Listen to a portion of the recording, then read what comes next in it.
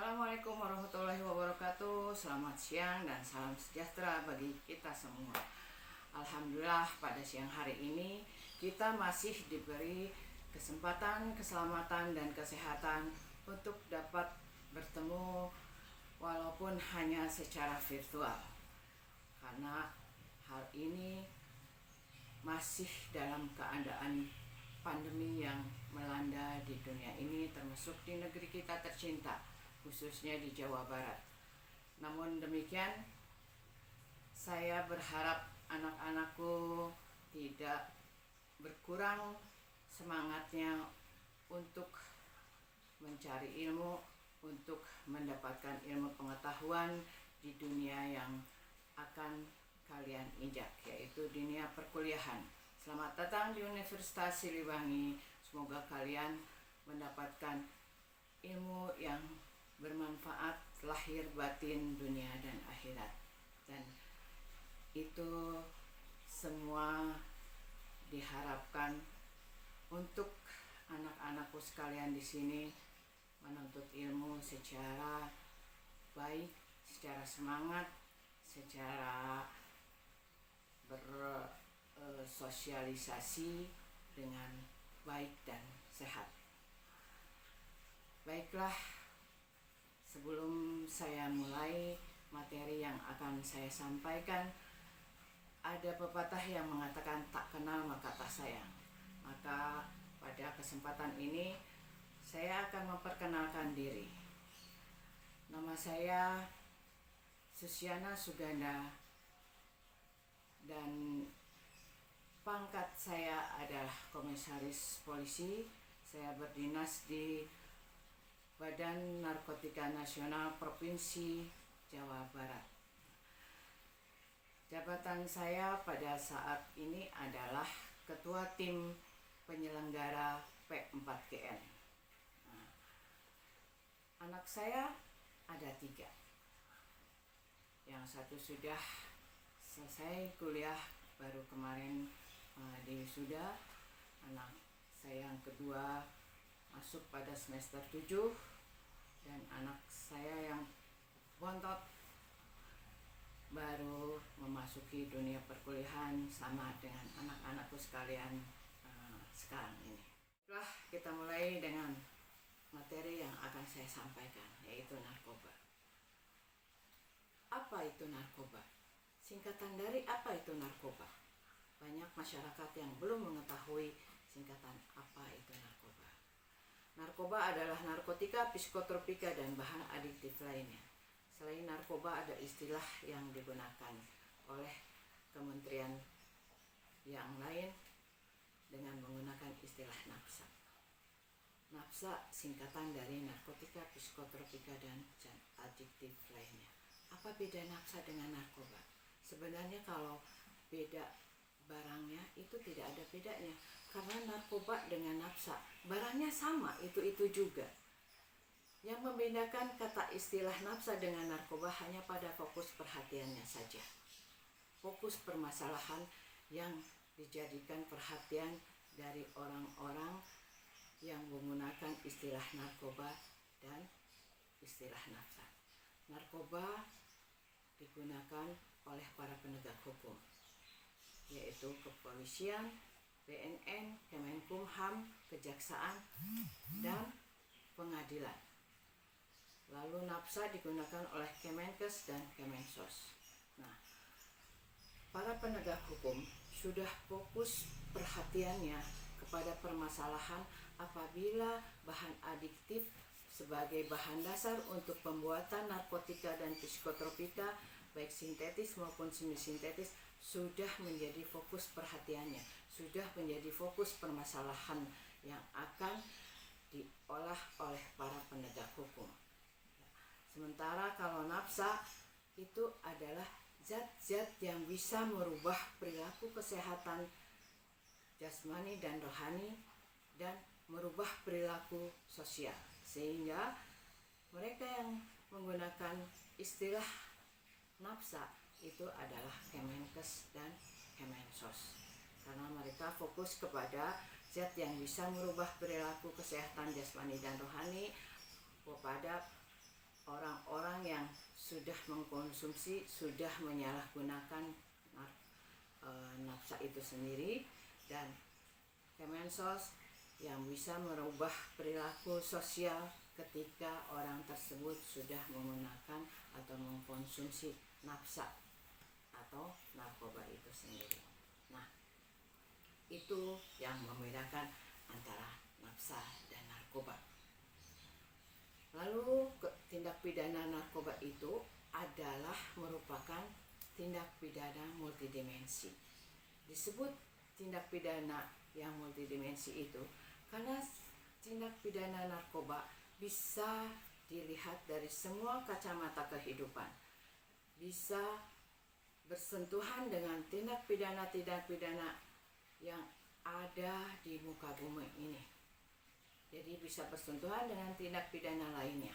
Ya, ketika seorang polisi atau penyidik memeriksa tindak pidana pemerkosaan, periksa ternyata si tersangka melakukan pemerkosaan tersebut ada di bawah pengaruh penggunaan narkoba. Jadi sebelum melakukan pemerkosaan ternyata si tersangka telah mengkonsumsi narkoba terlebih dahulu, sehingga ada tindak pidana lainnya, yaitu tindak pidana narkoba selain tindak pidana pemerkosaan.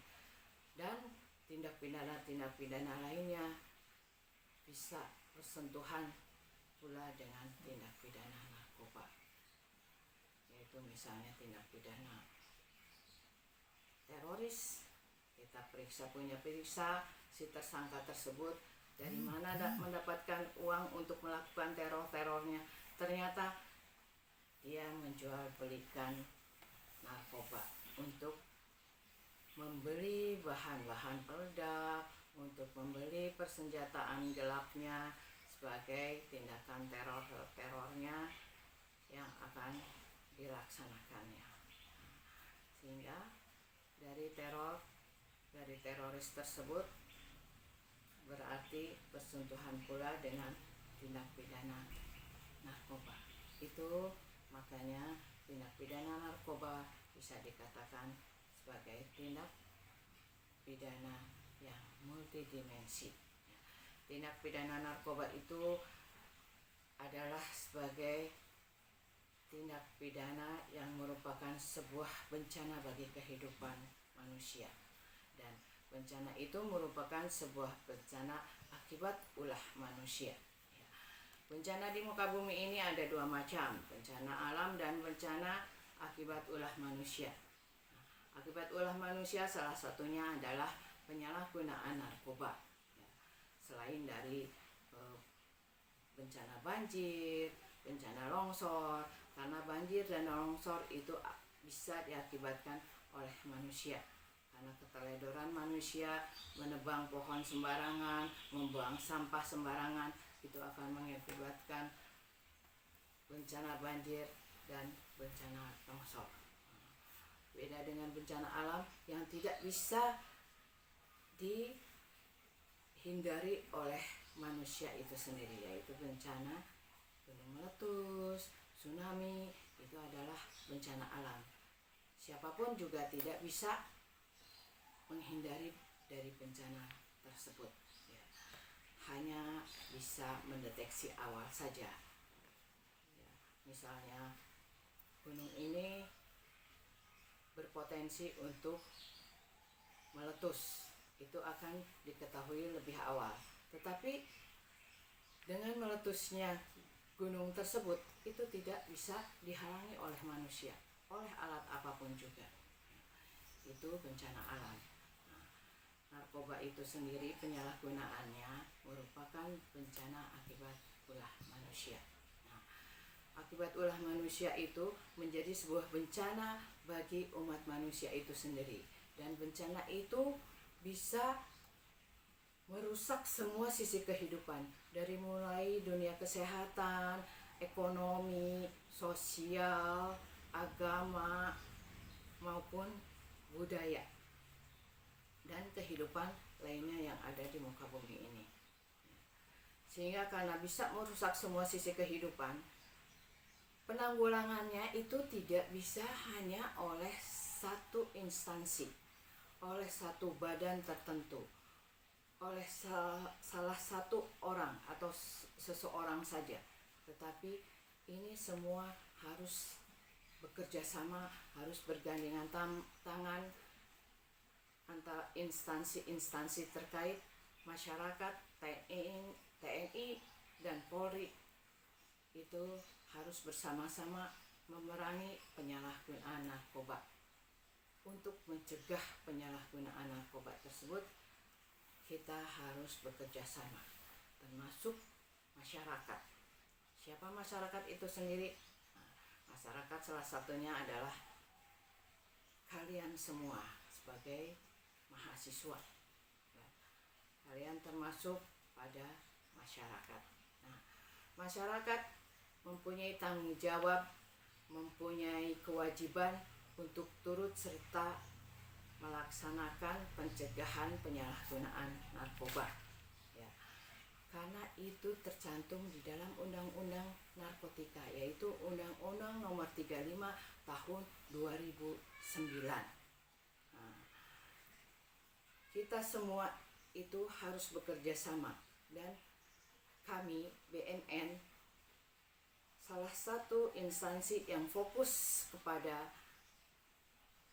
permasalahan narkoba, baik dari mulai pencegahan, pemberantasan, dari mulai penanggulangan penyalahgunaannya itu sendiri, itu BNN melaksanakannya.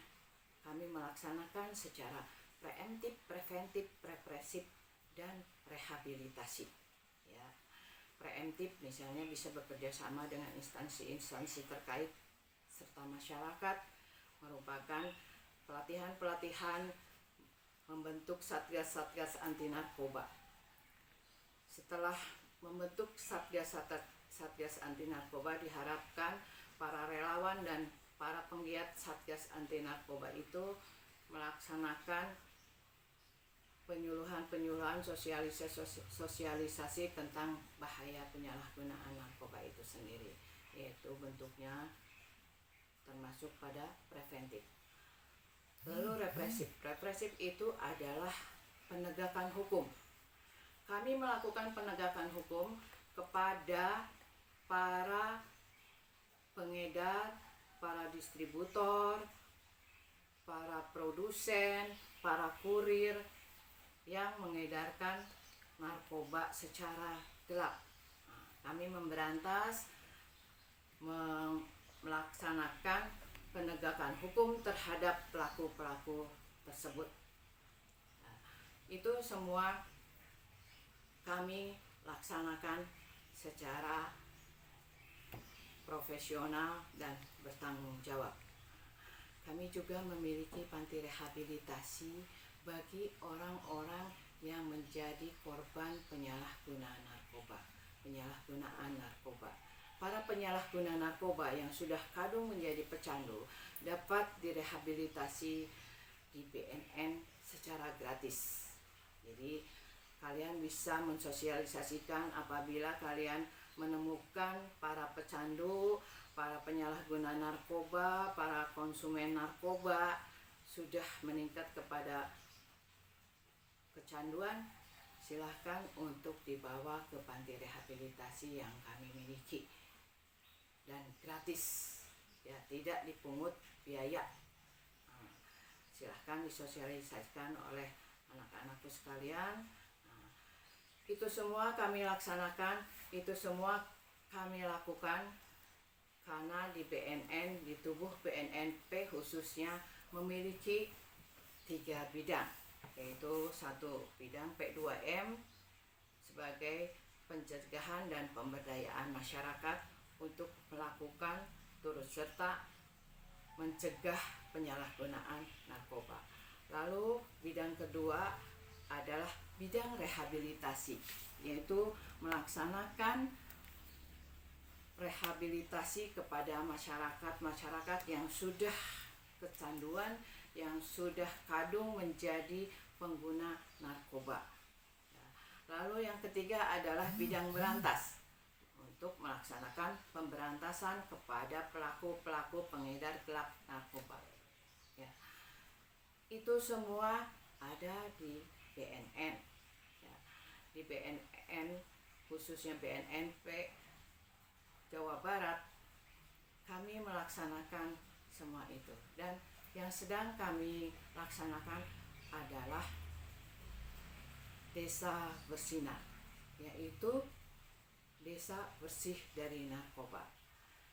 Kemarin kami sudah melaksanakan MOU dengan Artipena, ya, komunitas persatuan perguruan tinggi yang anti narkoba.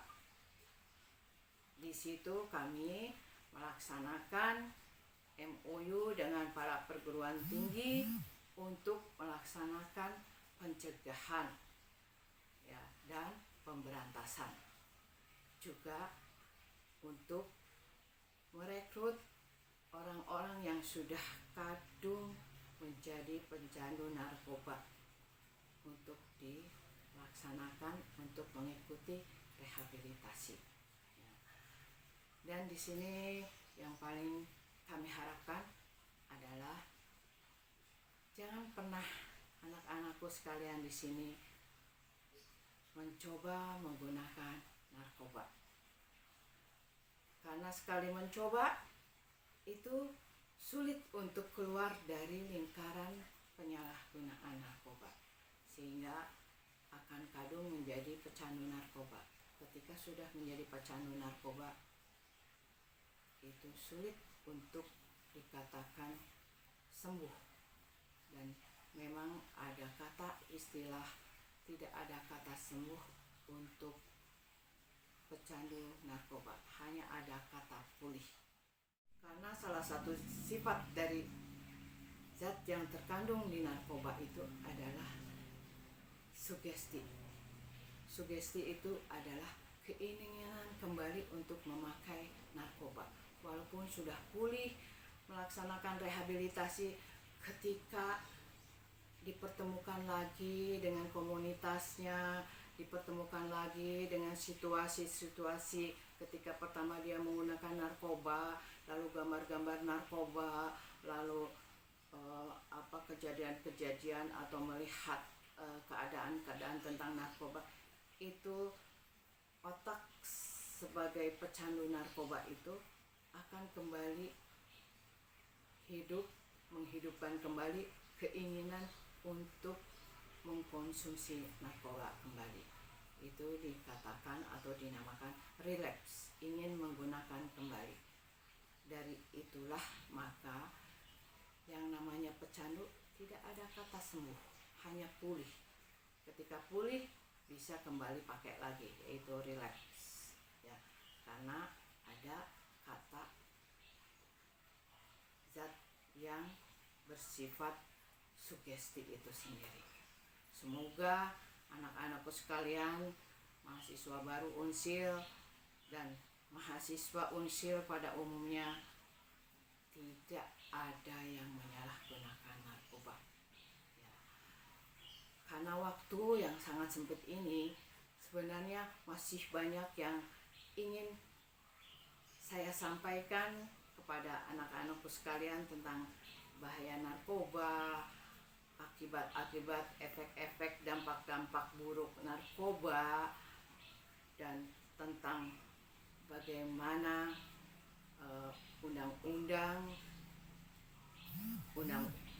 peraturan-peraturan yang mengaturnya itu masih banyak sekali. Sehingga saya di sini menitipkan kepada panitia sebuah slide atau PowerPoint untuk dibagikan kepada anak-anakku sekalian tentang bahaya penyalahgunaan narkoba. Demikian yang dapat saya sampaikan dengan waktu yang sangat singkat ini. Semoga apa yang saya sampaikan dapat dipahami, dimengerti, dan dilaksanakan untuk mengatakan tidak pada penyalahgunaan narkoba. Semoga mahasiswa Unsil pada umumnya tidak ada yang menyalahgunakan narkoba, ya. Dan kami dari BNNP Jabar berharap mahasiswa Unsil pada umumnya hidup 100% sehat, bahagia, dan produktif tanpa narkoba. Wabillahi taufik wal hidayah. Assalamualaikum warahmatullahi wabarakatuh.